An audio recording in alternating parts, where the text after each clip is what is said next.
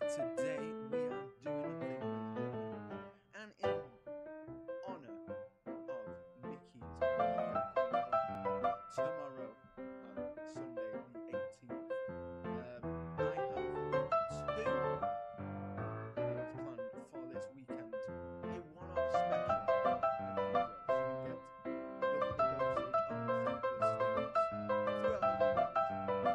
Today's lesson, as you can tell from the title, is a history on the beloved Mickey Mouse and what and where he originated from.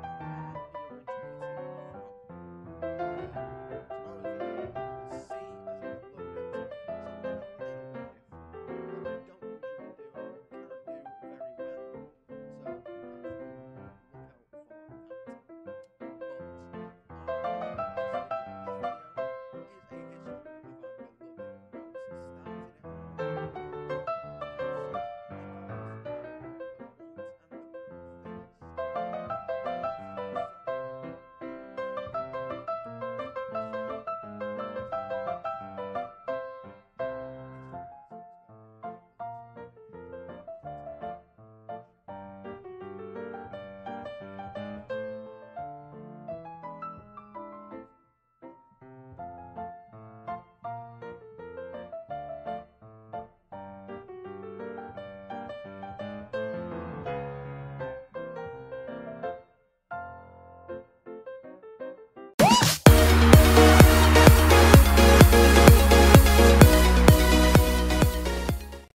So if you know any Disney history, you know that Oswald the Lucky Rabbit was the first creation by Walt and Up Works, and they didn't actually own him, they created him for Charles Mintz, which was Universal.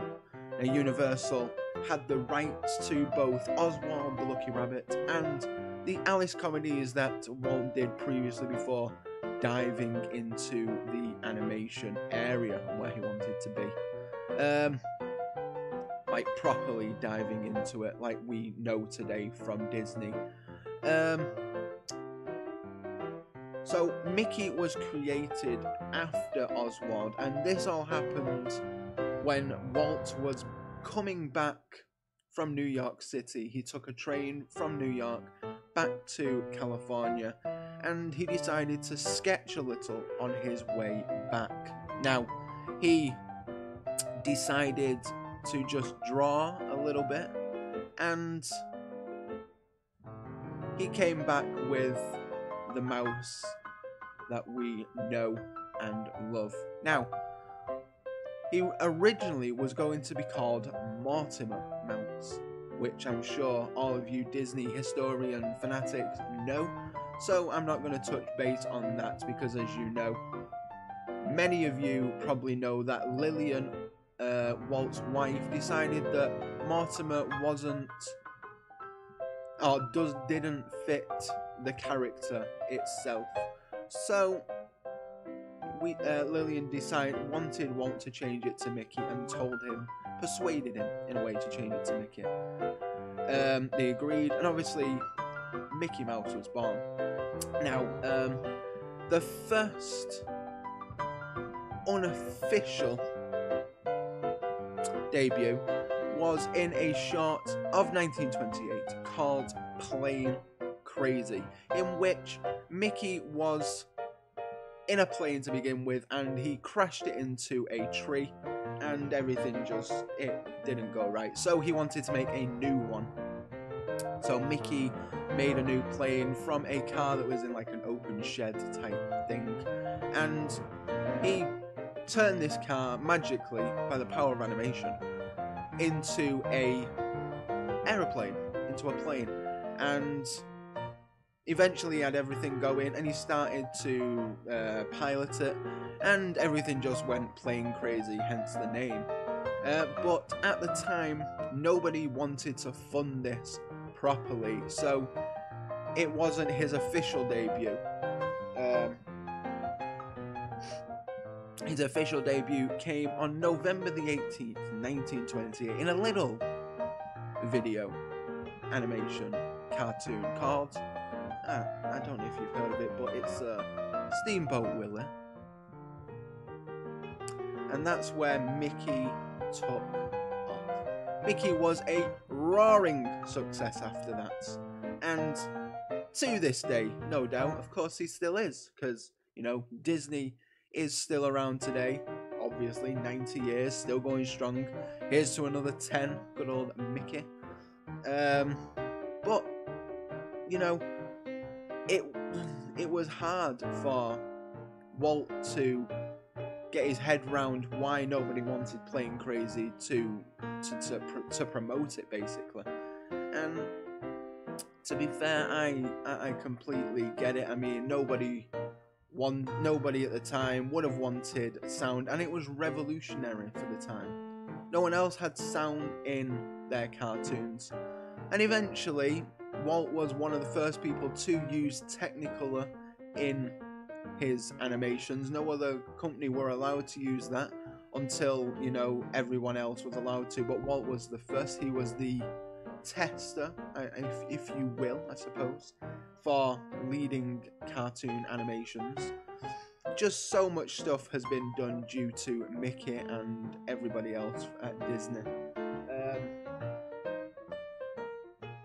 And obviously Mickey has been in over 130 animated films. Some of them are more well known and like Fantasia, the Three Musketeers, the Three Musketeers, sorry. They're just the two that I can think off the top of my head, because they are just perfect examples of Mickey being Mickey with his best friends, Donald and Goofy. And obviously the Musketeers is Donald, Goofy and Mickey, but Fantasia, more of Mickey himself being a sorcerer's apprentice and getting into a little mischief along the way. Throughout the years though, Mickey has changed, if you have noticed, not just through the way he is drawn from 1928 when Walt first designed him, up until now, who the latest animator is actually designing him. A lot has changed, not going to, can't sugarcoat that. And Mickey himself is more viewable for children, I suppose, in a way. And his attitude has changed along with his appearance as well. In the beginning, back in 1928, he was lovable, he was cheeky, he was a little mischievous, shall we say, compared to now when he is everybody's best friend, and he is there to support everyone and helps everyone in any way he can. But I read something recently, and it's going to be in here, that from 2009 onwards, so a good 9 years ago now, 10 years ago, even 10 years, my gosh, 10 years. 10 years ago, in 2009, Mickey's animators decided to bring back that lovable, little mischievous side of Mickey in his cartoons. And you can see it.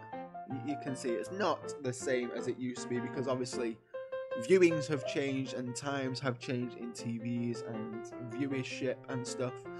So things were allowed to be a little bit different back in 1928 and up until like the 50s, 60s, when TV became more of a normal thing back in the 70s and 80s and what have you.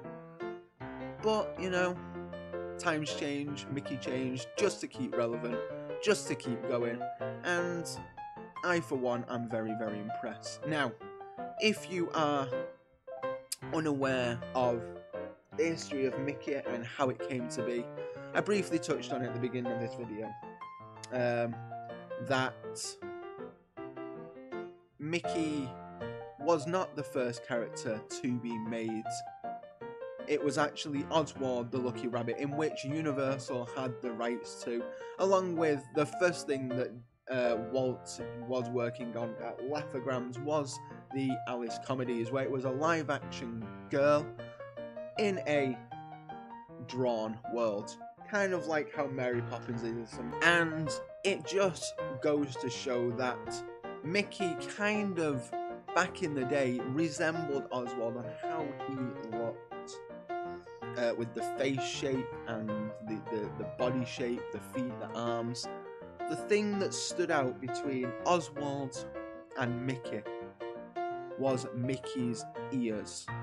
Now, a fun fact about Mickey's ears, if you didn't know this already, is that when Mickey became a roaring success and toys were starting to be made for Mickey, and more in particular the 3D action figures like we have today, were particularly hard, because if you notice something about Mickey,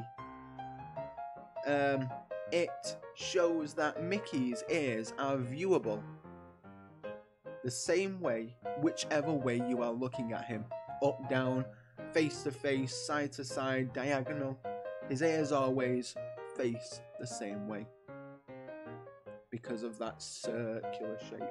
Circles don't change shapes, and neither should Mickey's ears. Now, when they were starting to make action figures and 3D collectibles, they were having a very hard time to try and fix the ears to make them like that, because obviously back in the day this was probably one of the first times they did something like this.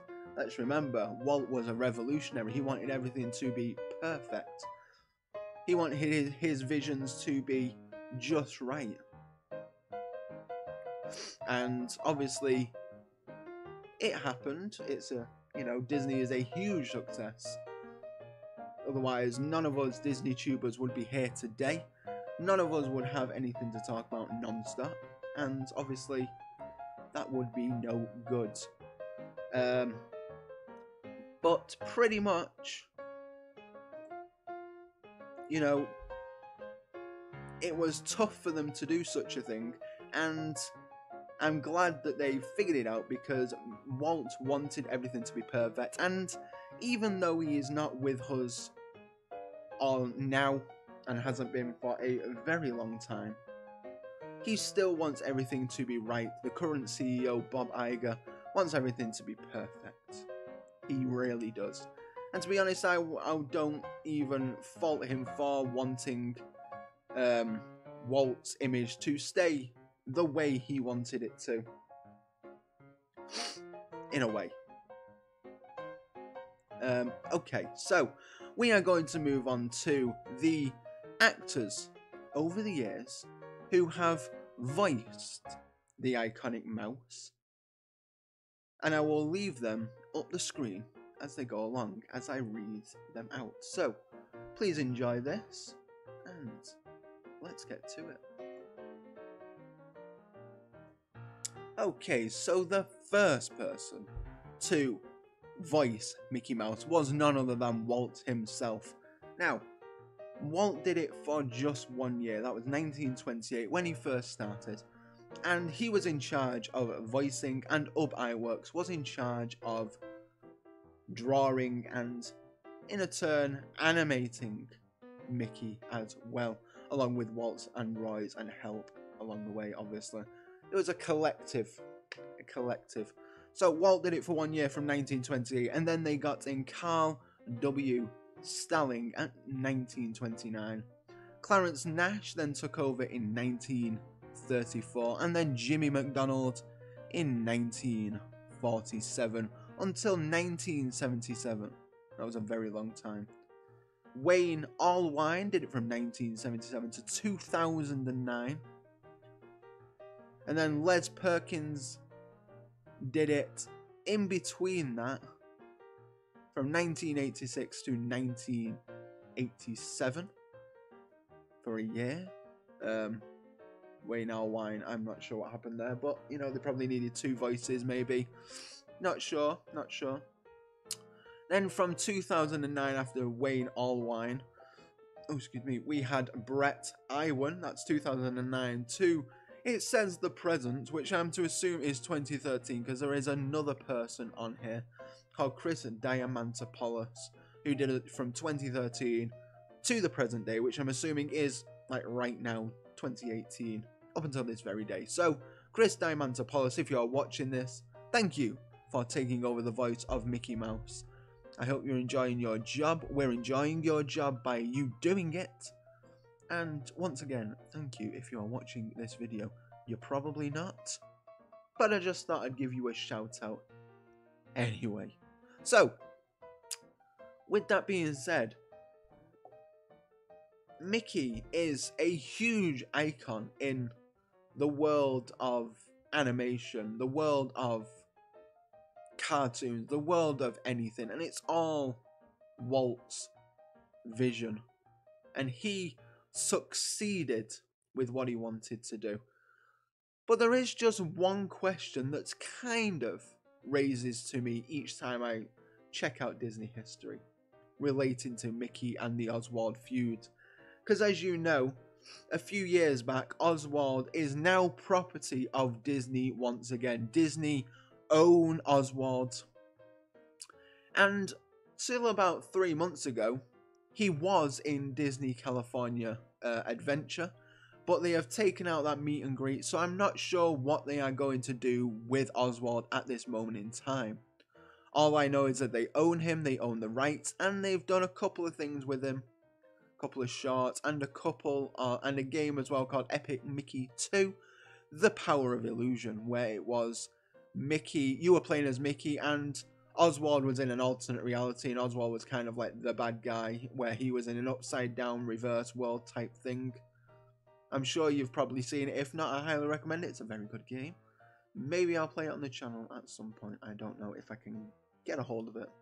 We shall see. But that is not the point. The point is, my question for you, ladies and gentlemen, is if Oswald was the face of Disney, would it be the same as it is today? Do you think Disney would be just as strong?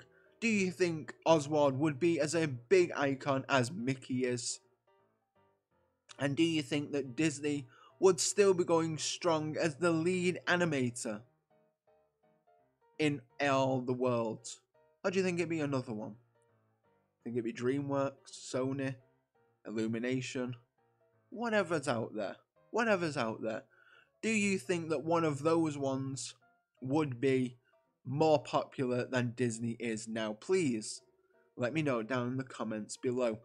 And with that being said, and with that thought that I don't usually leave, because I'm very intrigued into what you might think. Personally, I don't think it will be. I think that if Oswald was the face of Disney, I don't think it would be as huge of a success as it is now. I just don't think it would have worked dynamically the way that Mickey has over the years. But, of course, who will know? No one will know, because Oswald is not the face. It is obviously our boy Mickey Mouse. So, with that being said, ladies and gentlemen, I hope you've enjoyed this history lesson. If you did, give it a big thumbs up. And be sure to comment down below if you think that Oswald would be as huge of a success if he was the face of Disney. I would love to know. Please let me know. Subscribe if you have not done so already. It keeps you entertained, and you can enjoy my videos on Tuesdays, Thursdays and Saturdays. That is my upload times. And click that notification bell so you get those straight away. But please keep your eyes out for a special Sunday video, a special Mickey Mouse birthday treat for you all. And I hope you enjoy it, because without Mickey Mouse, I wouldn't be here. You lovely, you Disney tubers wouldn't be here. So, thank you, Mickey. Thank you all for watching, and until the next video, ladies and gentlemen, stay classy, YouTube.